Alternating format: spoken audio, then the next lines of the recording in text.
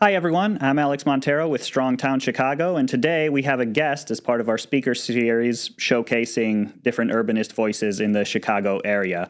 My guest today is a professor of architecture and associate dean at the University of Illinois in Chicago, and also the co-founder of architecture company Design with Company. He's also well known to the public for having an architecture YouTube channel with over 500,000 subscribers that goes into the intricacies of how we design our places and our buildings and how they come together to create the spaces we inhabit every day. So with that, I'd like to thank and welcome Stewart Hicks to the show with us. Thank you for having me. Thank you for being with us. So, Stewart, you are in Chicago now. It's the backdrop for a lot of the content you produce online, and it's where you teach. But I believe you grew up in the Detroit area and then came to the city, right? When did you come to Chicago, and how has the city grown on you and your experience of it changed over the years? Yeah, I feel like I've been orbiting Chicago my whole life in various ways. I grew up in different parts of southeastern Michigan, moved around a lot as a kid.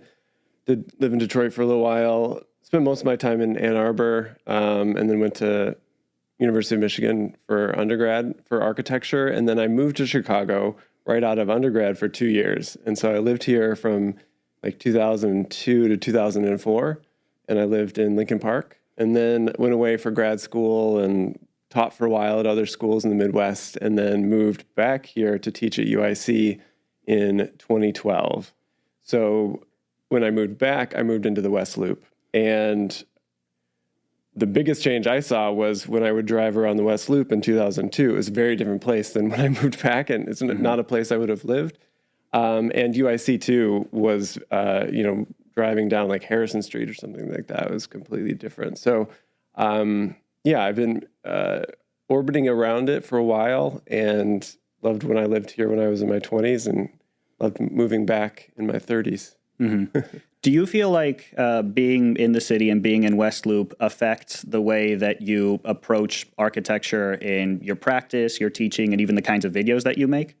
Oh, yeah, for sure. So there's a lot of layers to that question. I'm most embedded in the video making and teaching right now. In teaching, the context of Chicago is often the place where, because I teach design studios, so the projects we tend to be set in Chicago or near outlying areas.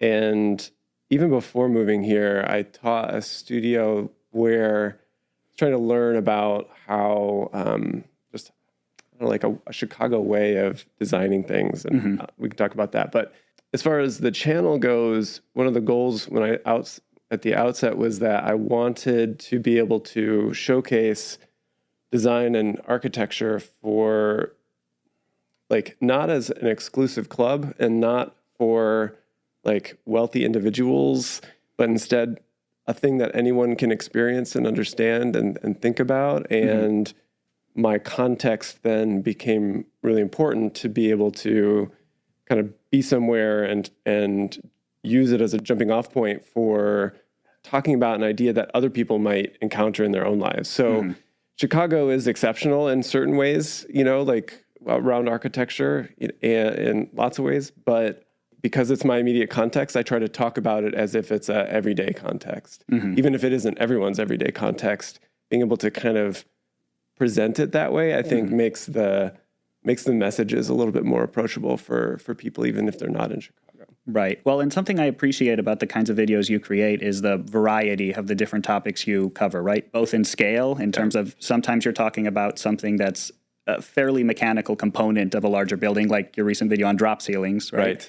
And other times you're talking about mega projects, big skyscrapers with balance considerations and having to work on a small footprint.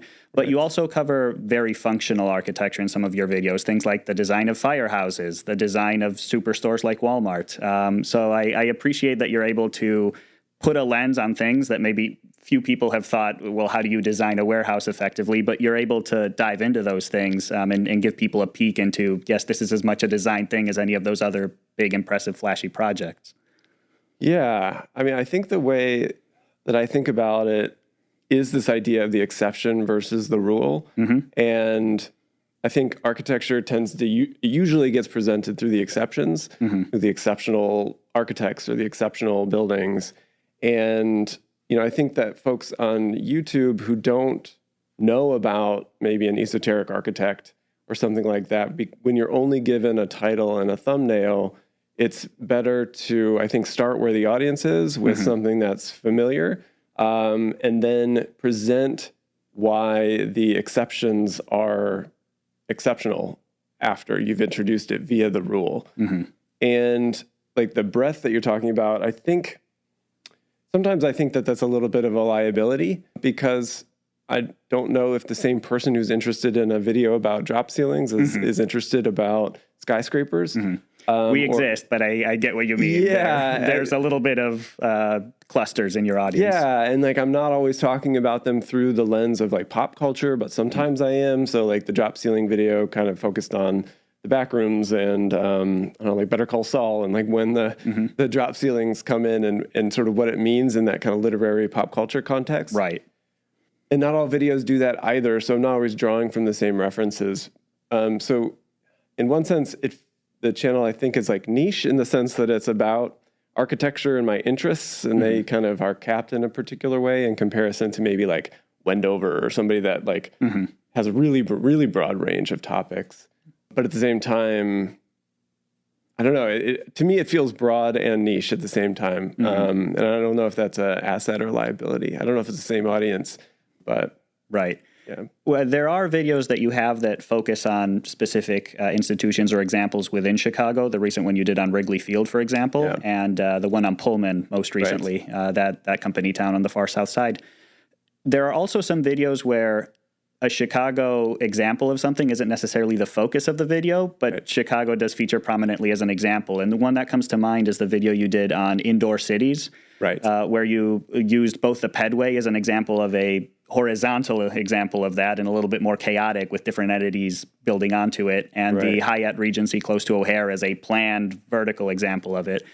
Would you say that on those kinds of videos, has it ever been the case that you're walking around Chicago, you see that, and you're like, that's cool, I think that would make a good video? Or is it that you have the topics in mind and then you find examples in the city to be able to speak to that? That's a great question. It's interesting that you noted it. I often I keep them kind of separate. So there's like the topic, the example, and the hook, like, and the title and thumbnail, like all those things I think of as somewhat separate from one another. And I think that becomes a real problem in the writing process to try and draw them all together. So there's examples of videos where I wrote it generally, or while I was writing it, I was thinking it was about a general topic, but then maybe the title and thumbnail only focus on the Chicago example, or vice versa, because I'm thinking of them independently, because I don't quite know what's going to resonate. Sometimes a specific example piques people's curiosity, but sometimes when you focus on the specific example at the outset, if people aren't familiar with it, they don't know why it would be interesting, they can't get into it. So it's a real balance and challenge for me every single time to think about like what's the lessons that we're talking about, what's the topic, what's the example. And I think that like it's not always even better when those things align so easily. Sometimes it does come all together, but it doesn't always. So I wish I had a better system for it, because it's really always a challenge. But your question was about like Chicago's role and relationship in that. And I think it depends on what the right scale of framing is for the topic and how the audience might engage at that scale.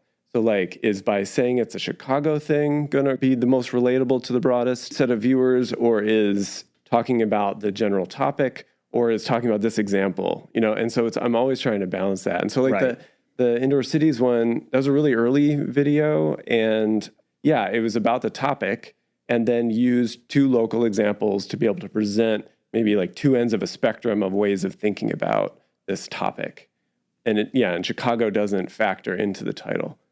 Then there's other ones where like how Chicago solved its overheating issue or something like that. But those are all relatively generic tropes of cooling just presented through Chicago versions, and so it's not really about Chicago. Right. Or another one that comes to mind that fits that mold is the video you did on alleys, which I found fascinating. Yeah. I mean, that one, I think it's kind of in between because Chicago has a particular kind of alley that isn't in every city. So in that sense, I think that one was presented right through alleys, but then Chicago became the main case study for talking about it. And its comparison to maybe New York, which people think of as having alleys because it's presented that way in movies and stuff, but it really doesn't have hardly any alleys. Right. And the difference the difference that produces for how people live in the city. Yeah, I think even just recently in New York, they've started mandating and providing those bins for trash, right? Because for years it would be a problem that people would leave bags on the sidewalk because there's no clear infrastructure for trucks to pick up otherwise. Right. And then there's like a debate about whether they wanted to see the trash or not. Right. I don't know. I didn't pay too close attention to it, but it's like a really fascinating thing. It's like some people enjoyed seeing the trash. Yeah. I don't know. It gives character. Yeah, right. Yeah, but it's really fascinating. Like, I think people really resonate with things like that topic where they know that alleys exist, but they don't necessarily have the tools for expanding the scales of impact for what it might mean for like observable differences. Maybe they feel, but don't necessarily attribute to alleys. And so I think stories like that about why you see a lot of trash in New York versus not in Chicago, I think people can really understand urban design and architecture through this really tangible sequence of operations and just kind of consequences for things. Because I think it's tough for people to kind of really get into, I think, urban design topics and stuff like that. These really top-down things where it feels like a few people are making decisions that impact a lot of people, and to be able to represent from the bottom up, like the impacts of some of those things, I think allows people to really understand the connectivity between the different scales of design and consequences. Yeah. I was going to say some of your videos have touched on topics of what does it look like to plan things top down versus bottom up. At Strong Towns, bottom up, and essentially the thesis that maybe we're not doing as much of that as we should be or as we've done historically, and that has benefits. Right. With that, some of your videos touch on those kinds of topics. You've done deep dives on ADUs and an example in, I believe, Ann Arbor, Michigan, there of how they've recently changed their zoning and introducing soft increases to density there.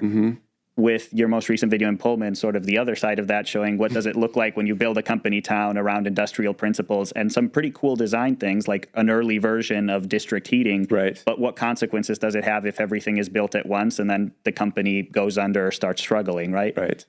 So for even with ADUs and with Pullman, both of them are examples of those things exist or those things are coming back because of historical changes, political changes, changes to zoning, changes to how companies created those things.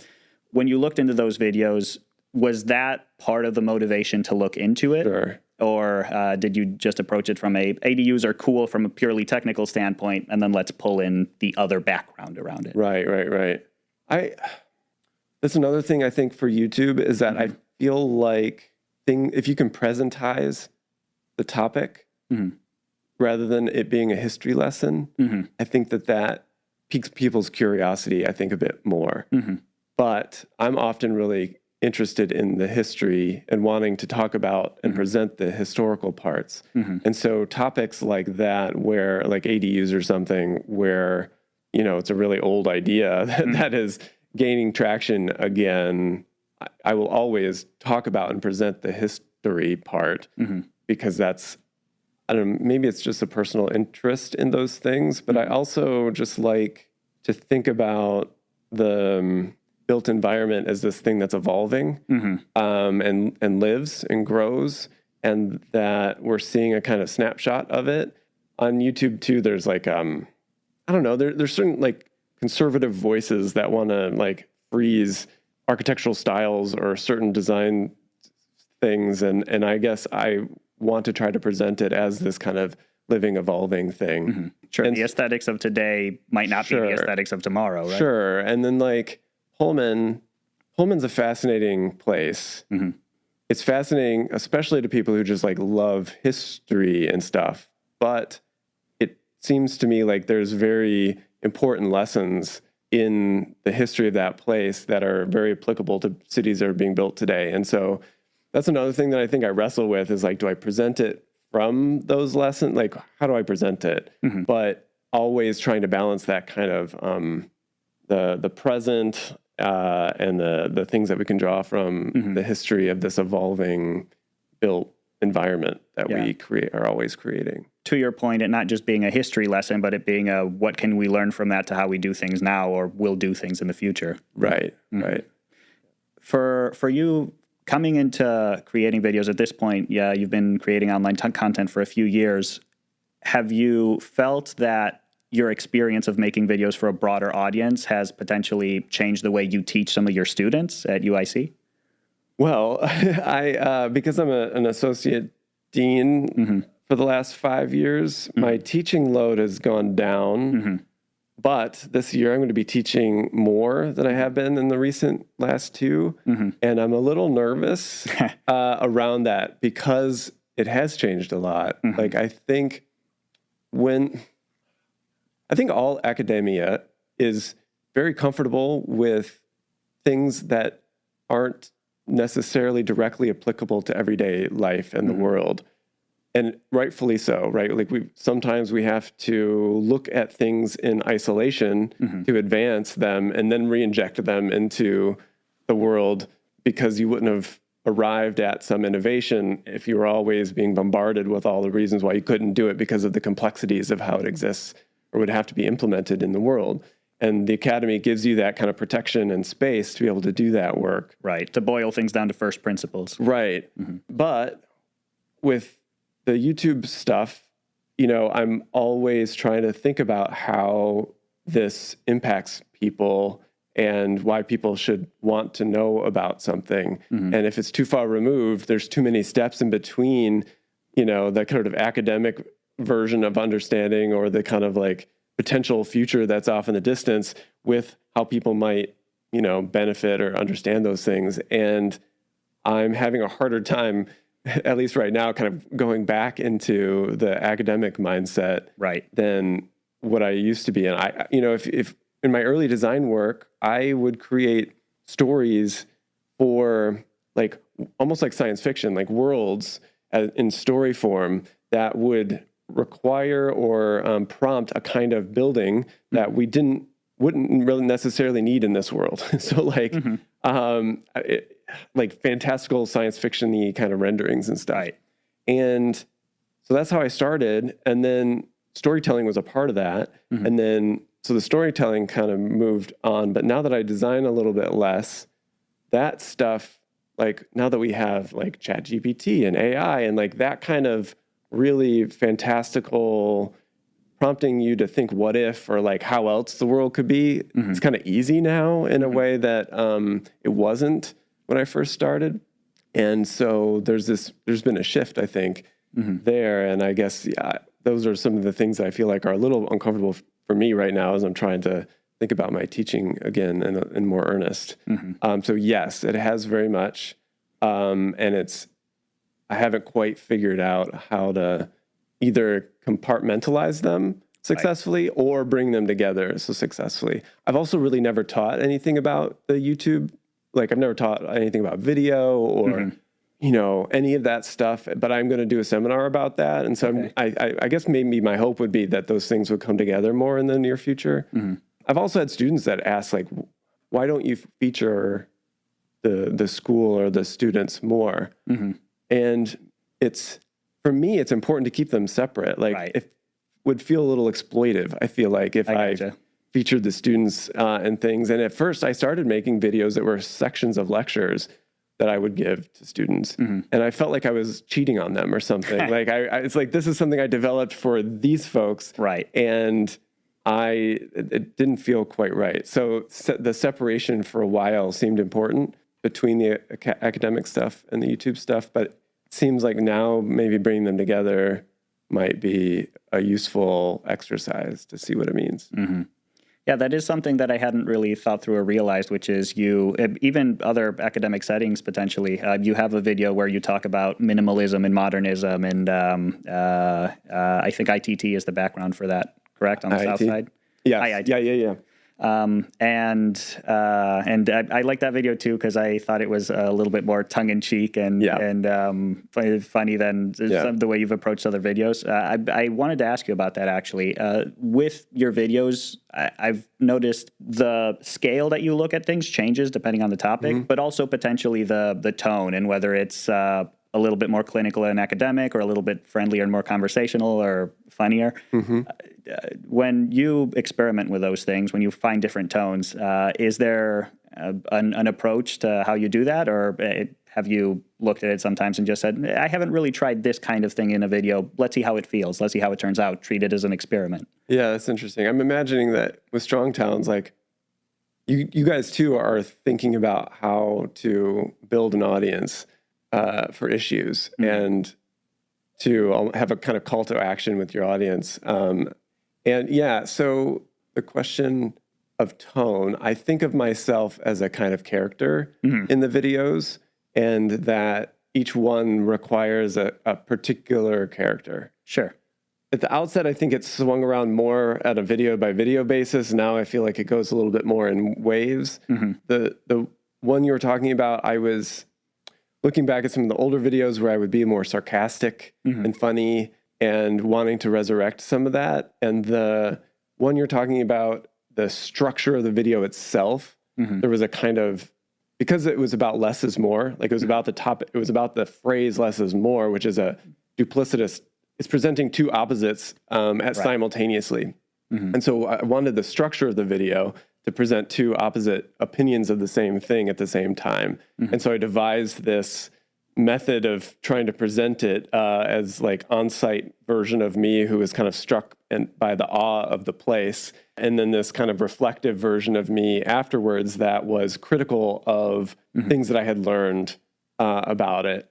And what I've found lately, or with that wave of humor and sarcasm, or like presenting things I don't necessarily believe, which we put a pin in that, but like I think it alienated the audience a little bit because they couldn't pin down what I believed. Right. I'm thinking the brutalism video too had that, but there you didn't have two people giving two sides of it. Exactly. So I on the side, I do comedy for fun. So I saw the humor in it and I really appreciated that. But I can see some people doing some head scratching and being like, so what's the thesis here, right? Right. Yeah, and who's the audience for it? It's like architecture humor is an even narrower audience than others. Right. So it's like you're going to a really specific niche at that point. Right.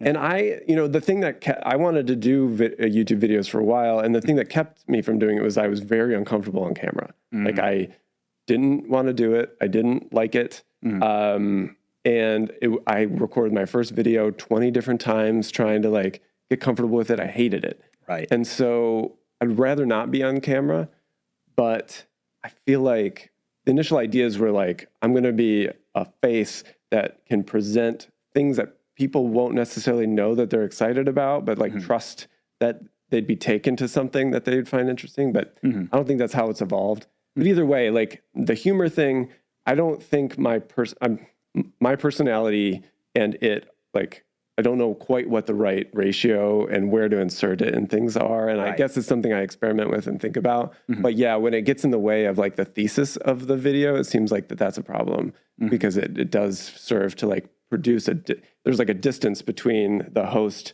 or the person on camera and the ideas and the opinions that are being given. And that distance, I think, people don't necessarily like. But I was watching those videos where there's like the pitch meetings. You watch that on YouTube. It's like this guy is a camera that cuts back and forth, and this guy is just kind of like pitching an idea. And there's that meme phrase that has come from it. Actually, super easy, barely an inconvenience. I think. From those.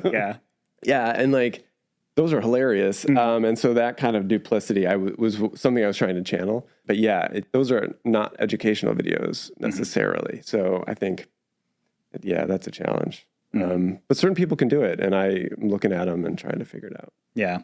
Over the course of you creating content, building the audience, building the kinds of topics you talk about, what are some things that you know now and you've gotten good at and developed that were really a challenge at the beginning? You just mentioned talking on camera and getting comfortable with that, but other elements such as pacing, editing, those kinds of things, how did you go about learning those things so that you could produce better content? My first strategy was to set a deadline. So like I would do a video every week. So it was a kind of shotgun approach. Right. It was like, if I can only spend a week on it, I will do what I can in that time to make it as good as possible. And then it's done. Right. You know, so I'm not going to fret. So that worked for a while. And every week or every video, I would try to like set a goal that would elevate one aspect. Okay. And then as soon as I felt like if I gave myself more time, I would know what to do with it, I switched to every 2 weeks. Now I might even want to slow down even more because I feel like if I had more time, I would know what to do with it. It's kind of like that. It's like, I think I would always spend all my time making the videos, but like I wouldn't have known how, like at the outset, I recorded everything in screen. Like I would, like I was giving a lecture almost. Like I would prepare the slides and I would do it all in screen because I couldn't imagine how editing would add value to the video. Like, because I've never done it. I don't know how, I don't know what it'll bring. So I had to like evolve into that. And so it's been an evolution around all the different aspects of video making, picking apart those things and trying to get better at them. And recently I've been trying to do animations. So like I've been really upping the animations and what that can allow for 2D and 3D, writing, you know, so like each time it's picking a thing. I hope I'm getting better at all of it, but like all of it kind of slowly because I am always targeting different things. You know, it might be audio, like processing, or it might be lighting, you know, so it's always different. I still don't feel comfortable on camera. I've found a kind of cadence or something that I can slip into that'll work, but I don't necessarily like it. You know, like it's just kind of what ends up coming out now. Yeah. I've found that I found out a lot about myself. Like I'd rather it scripted. I think it's better when I'm on camera versus when I'm doing voiceover, not on camera, because I bring more energy to it. So like, you know, there's little things that I've found work better for me. And then the videos I structure to try to tailor to that. And so there's like I think whenever you're creating something, there's like two things. It's like you see things you like and you try to make those. And then you also try to learn about yourself and how you can tailor the system to what you can do. But then while also trying to push your boundaries. And I think that's what I was trying to do with it. And what you mentioned about taking a specific element of, you're like, I want to try this, I want to get comfortable with this. Something that comes to mind is the video you did on home sizes, dwelling sizes, where the way you created the scale for that was with a drone going up higher and higher on a West Side park, right? Right. So bringing in those elements, it's cool sometimes to see how that creativity can be really helpful for a specific topic to get a sense of scale or of comparison or those kinds of things. Yeah, right. So sometimes those things I want to test drive the video topics. And yeah, sometimes I wouldn't even know that it's happening, but for sure, like I think when you start to lean into like 2D and 3D animations, you can tell different kinds of stories visually that you wouldn't have been able to tell previously. Like for instance, when you're talking about history, it can be very difficult to talk about what a person is doing over time without like being a cartoonist, because you can't show them doing those things over time. And otherwise you're just kind of cutting to yourself, and you know, it's hard to do. And so things that can allow you to tell different kinds of stories in different ways will allow you to approach particular topics that you wouldn't be able to do otherwise. And that too, I think, changes like the video. Like there were videos that I knew I wanted to do, but didn't think I was good enough yet at certain things, like the Marina City video. Like, I didn't feel comfortable making that video for a long time. And then as soon as I felt like, okay, I feel like I've got the tools to be able to do the one I want to do, I'll go for that one. The topics that you cover a lot of times are the ones that people who may not be architects, urban planners, designers themselves, but are interested in those topics and want to go down the rabbit hole are likely to watch. For folks who have a fascination for architecture, for the built environment, for those kinds of things, and are starting to think about how maybe they can get involved in those things themselves, in their neighborhood, in their community, with other groups of people. Do you have any, as somebody who teaches about this kind of stuff, any things you would suggest to people who are not technical or not architects themselves, but that you'd encourage them to appreciate about architecture or think about in their own lives and the things they're involved in? Yeah, good question. I mean, to me, my hope is that every video I make is chipping away at allowing people to feel the permission to think about the built environment around them more. I think people tend to get intimidated because maybe they don't have the language for thinking about or talking about like architecture and what they like and don't like. I think people also maybe don't, I don't know, sometimes the built environment just feels like a given. Like it's like an a priori kind of thing. Like, park design is rampant for that. Like people would think it's nature or something, like Central Park or something, but no, it's all designed. The cities are the way they are because of decisions that made them the way they are. And there's a lot of steps for people to equate what they're experiencing to the planning, to the ideas that led to that planning. There's it's very abstract, that relationship. And I hope all the videos try to chip away at that. But I would also like to, I don't know, I think giving people permission, to think about it more is a goal. And for people to just head outside and to think about what's the effect of my street? What's the effect of the houses and the way that they're arranged? Is this an effect that is positive that they think? Like, why did they buy the house they bought in the neighborhood they bought it in?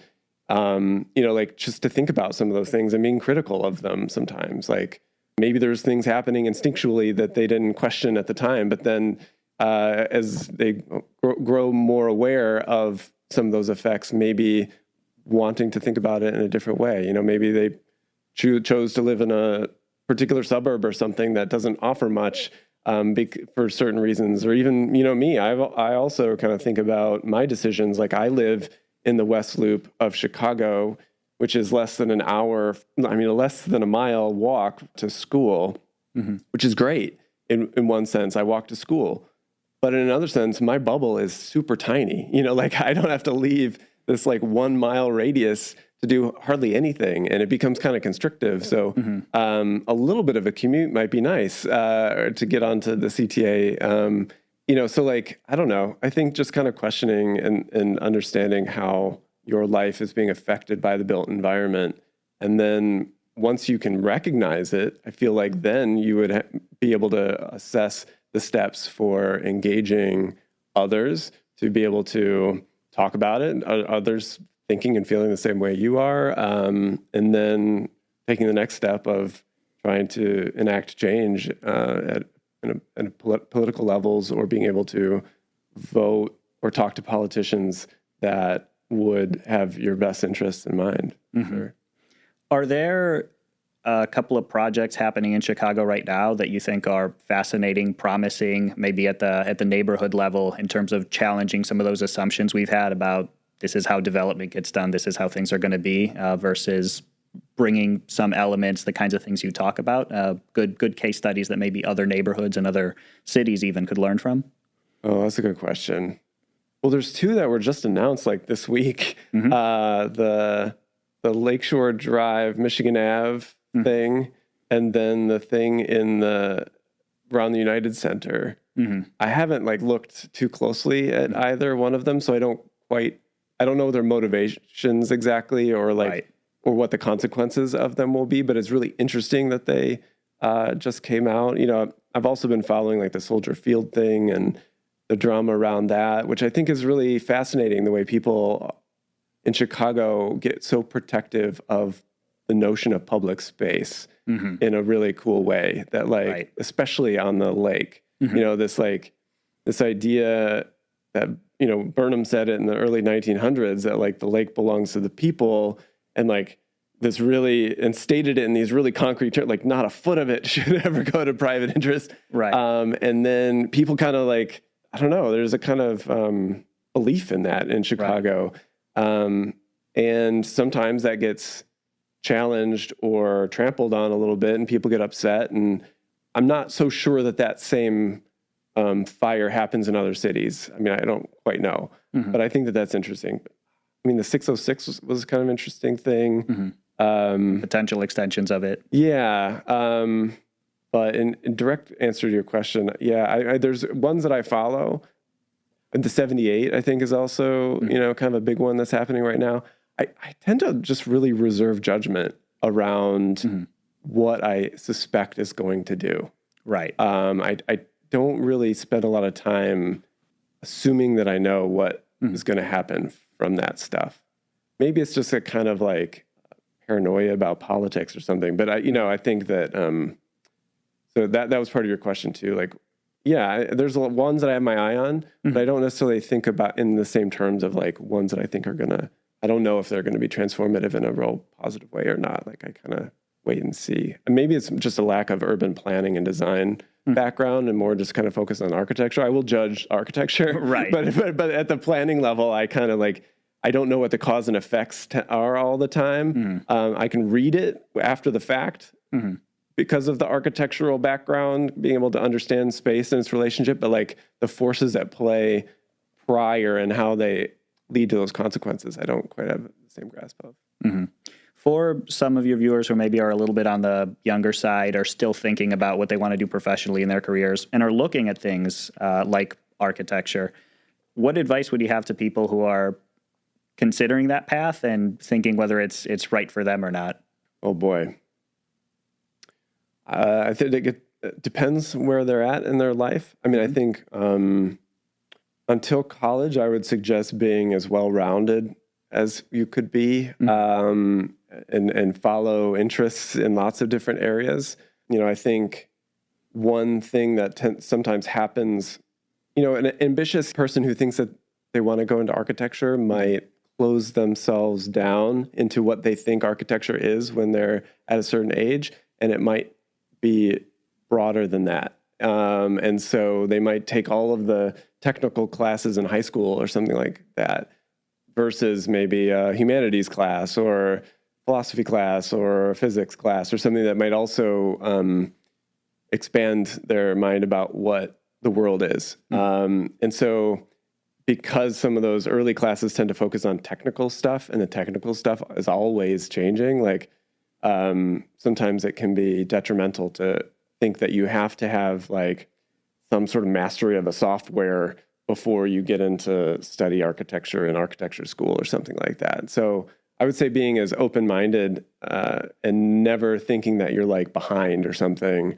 in your pursuit, I think is something to always keep in mind, because I think that's something that happens to architects too, is like this pressure to get licensed and stuff, I think closes people off to potential opportunities and things. So I guess my advice would be to be open-minded about what architecture is, be open-minded about what urban design and urban planning is, and, you know, study it when it's time to in college or in high school, and, you know, definitely read up on it and go places. I think that's one of the biggest things, is to visit lots of places, because it can be very difficult to be able to even imagine what other places are like. Like, you know, there was a time when every architect would go off to Greece or Rome or whatever and study the ancient things, because it's impossible to understand what what Barcelona is like to walk around in, or what Paris is like to walk around in if you've never been to a city or something like that. So I think just traveling to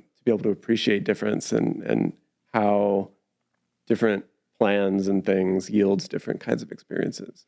And that, like, you don't necessarily feel everything at a visceral experiential level that's important about a city. Like, to be able to decouple like planning to what I feel like in a space, like those aren't a one-to-one thing, and to look at it from different angles, I think a critical thing to keep in mind as you're assessing and seeing the world.